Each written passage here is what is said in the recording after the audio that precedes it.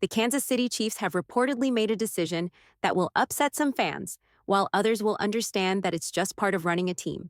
In today's video, I'll break down exactly what's happening, share a promising update on the salary cap, discuss potential offensive tackles the Chiefs could draft in the first round, and more. But first, let's talk about what happened after the Chiefs' playoff victory over the Houston Texans.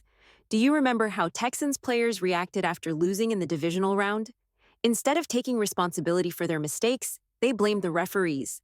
Their special teams played terribly, worse than a middle school football squad, and quarterback C.J. Stroud was sacked 8 times. But rather than owning up to their performance, head coach DeMeco Ryans suggested that the refs were to blame. He avoided mentioning them directly, instead using the phrase, "It was us against everybody." Running back Joe Mixon also made a comment saying, "You can never leave it in the hands of the refs, but the whole world sees what it is," implying that the Chiefs get special treatment from officials. Meanwhile, Will Anderson took things a step further. Right after giving credit to God, he claimed they knew going into the game that it would be us against the refs. Because of their comments, both Mixon and Anderson were fined $25,000 by the league. They appealed, and surprisingly, both won. Mixon's appeal made sense because he was actually fined due to a mix-up involving something someone else had said. He even tweeted about it. But Anderson? He clearly stated his thoughts out loud, blaming the refs for the loss. I'd love to hear the league's reasoning for overturning his fine because blaming referees instead of taking accountability is the definition of a losing mentality. If the NFL is allowing this now, we'll probably see even more players pointing fingers at the refs after the Chiefs beat them next season. But enough about that.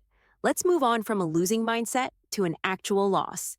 A while back, I reported that both Travis Kelce and Patrick Mahomes had their homes burglarized within 24 hours. Back in October, both Patrick Mahomes and Travis Kelce had their homes broken into just a day apart. Mahomes' house was reportedly burglarized on October 6th, with police receiving the report around midnight. Then, on October 7th, while the Chiefs were facing the Saints on Monday Night Football at Arrowhead, Kelce's house was also hit. The break-in happened around 7:30 p.m., right around kickoff. The burglars allegedly stole $20,000 in cash and broke his sliding back door using a crowbar to gain entry. Things took an even more alarming turn when other high-profile athletes became targets as well. It's not hard for criminals to figure out when these players aren't home. Just check the team schedule and strike while they're playing. That's exactly what happened.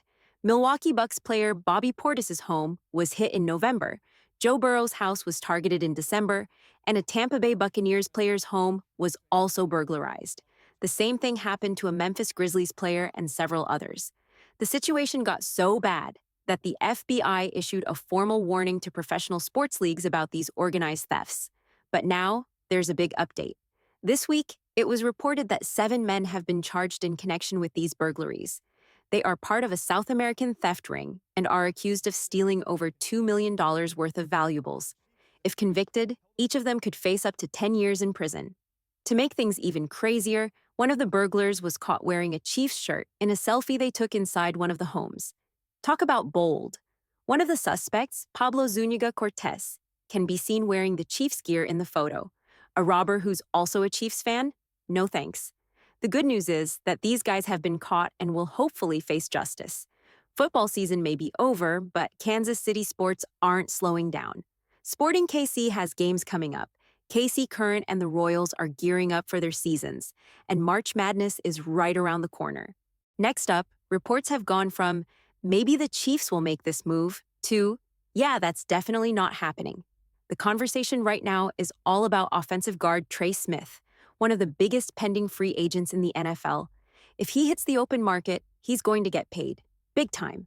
With the franchise tag window opening yesterday, the big question was whether the Chiefs would use it on him. The problem? Tagging Trey Smith would cost $25 million, which would immediately take a huge chunk out of the Chiefs' salary cap. Right now, they only have about $5 million in cap space, and the market for top guards is closer to $20 million, rather than the $25 million it would take to tag him. That makes it a tough financial decision for the team. Some people have suggested that the Chiefs could tag and then trade Smith to get extra draft picks, similar to what they did with L'Jarius Sneed last year. But instead of the franchise tag, some thought the Chiefs might consider the much rarer transition tag. The transition tag works differently from the franchise tag. Instead of paying the average of the top 5 salaries at a position, which would be $25 million for Smith, it pays the average of the top 10, bringing the number down to around $21 million. It would also allow the Chiefs to match any offer Smith gets from another team. However, if the Chiefs chose not to match, they wouldn't receive any compensation. This is why the transition tag is rarely used. Only 5 players have received it since 2013. The Chiefs have only used it once in franchise history, back in 2004, on offensive tackle John Tate. He ended up signing with the Bears when Kansas City decided not to match the deal. With all that said, it seems like neither tag is going to happen. On the Only Weird Games podcast, hosted by KC Sports Network, Nate Taylor from The Athletic made it clear the Chiefs will not be using a franchise or transition tag on Trey Smith. He said the tags don't matter because the Chiefs simply won't use them. However, he also mentioned that the team loves Trey Smith and will make a strong effort to re-sign him. One reason we can trust this is because Nate Taylor is well connected within the Chiefs organization and has been a reliable beat reporter for years. According to him, tagging Trey Smith would tie up too much money the Chiefs need to use elsewhere. On top of that, spending that much on a right guard just isn't a smart move. That pretty much sums up Nate's take on the situation. So, with no franchise or transition tag in play, Trey Smith is heading into free agency. And when he does, he's likely to become the highest paid guard in the NFL. Sure, the Chiefs would love to bring him back and will try to work out a deal, but unless he's willing to take a discount to stay in Kansas City, it's probably not going to happen. The Chiefs already have a lot of money tied up in their offensive line. Jawaan Taylor is making $20 million per year. Creed Humphrey is expected to earn around $17 million annually as the highest paid center in the league. And Joe Thuney has a massive cap hit of $26 million. On top of that, they still need to figure out their left tackle situation. Trey Smith has already won Super Bowls, so it makes sense if he decides to go out and secure the biggest contract possible. If another team offers him $21 to $22 million per year, he'd be smart to take it. No one would blame him. It might be tough for him to leave because he's close friends with Creed Humphrey, and maybe that bond could persuade him to take a hometown discount. But at the end of the day, players deserve to get paid, and if he moves on, I'd be happy for him. That's just how the business works, and the Chiefs have a lot more on their plate than just Trey Smith. In total, they have 19 other unrestricted free agents to deal with, including key players like Nick Bolton, Charles Omenihu, Hollywood Brown, and several receivers. S.J. Perrine, D.J. Humphries, and many more are also on that list. One thing working in the Chiefs' favor, though, is the expected salary cap increase. The NFL cap is projected to rise from $255.4 million to around $280 million. Give or take a few million, that's an increase of roughly $23 to $27 million from last year, which will help not just the Chiefs, but every team looking to make moves this offseason.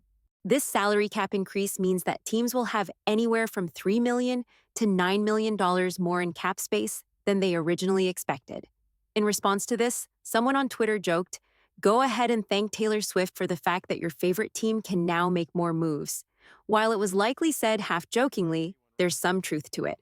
Taylor Swift's presence at Chiefs games has helped the NFL bring in millions of extra dollars. And while her impact may not be directly responsible for the cap increase, it certainly doesn't hurt. With more money available, teams now have more flexibility to make moves.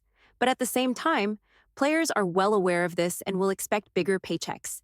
For example, Charles Omenihu reacted to the salary cap news with a simple emoji, which might not mean much, but it shows that players are paying attention. Every time the league makes more money, the cap rises, teams get more spending power, and player salaries go up.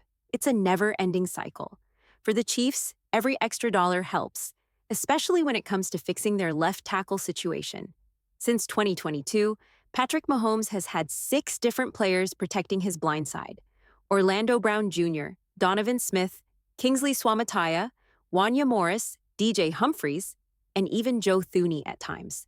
And I might even be forgetting someone. That's way too much turnover at such a critical position. One thing I really hope the Chiefs don't do is move Jawaan Taylor to left tackle in 2025. No offense to former NFL player Jeff Schwartz, but Taylor is a right tackle, and that's where he should stay. Instead, I'd be open to working in Kingsley Suamataia or Hunter Nourzad at right guard. while keeping Wanya Morris as the team's swing tackle, his natural position. But the Chiefs must find a reliable left tackle, no matter what. Maybe they aren't thrilled with the current free agent options, since most left tackles who hit the market are either coming off an injury or aging out. One possibility could be re-signing DJ Humphries, giving him a full offseason in Kansas City and letting Kingsley Suamataia continue to develop. That would at least add some competition to the offensive line. Of course, the Chiefs could also look to the NFL draft. If the right player falls to them in the first round, they should strongly consider taking an offensive tackle. One prospect I'd love to see them grab, if he falls far enough, is Josh Simmons from Ohio State. He could be an ideal fit for the Chiefs' long-term plans. Josh Simmons was once considered by many to be the top offensive tackle in this draft class. Was is the key word here, because in October of last year, he tore his patellar tendon against Oregon. Before the injury, though, he was dominant, giving up 0 sacks and allowing just 1 pressure in 6 games.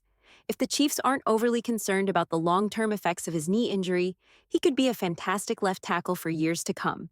But let's be real, when a 320-pound player suffers a serious knee injury, it's not always easy to bounce back. Brendan Donahue of Sharp Football Analysis recently mocked Simmons to the Chiefs at pick number 31 in his latest draft projection. If Simmons were to actually fall that far, it would almost be a no-brainer. If the Chiefs are confident in his recovery, however, Kansas City might have to trade up to secure him. If Simmons isn't available, another strong option is Josh Conerly Jr. out of Oregon. He took over as the Ducks' starting left tackle in 2023, protecting Bo Nix and never looking back. That season, he allowed just 1 sack on 540 pass block attempts. In 2024, he surrendered only 9 pressures all year. Because of the Chiefs' glaring need at left tackle, Conerly has been one of the most frequently mocked players to them in the first round, according to Pro Football Focus. Daniel Jeremiah of NFL.com also projected Conerly to Kansas City, but he did have one concern, saying, "He's not an elite athlete, but he has the tools to develop into a solid starter in time." The word develop is where I hesitate. Last year, the Chiefs already drafted a developmental prospect in Kingsley Suamataia. If Kansas City isn't confident that their first-round pick can step in and start on the left side right away, they might be better off using draft capital from a potential L'Jarius Sneed trade to move up for a top-tier tackle, whether it's Simmons or maybe even Kelvin Banks Jr. from Texas, if he happens to slide far enough.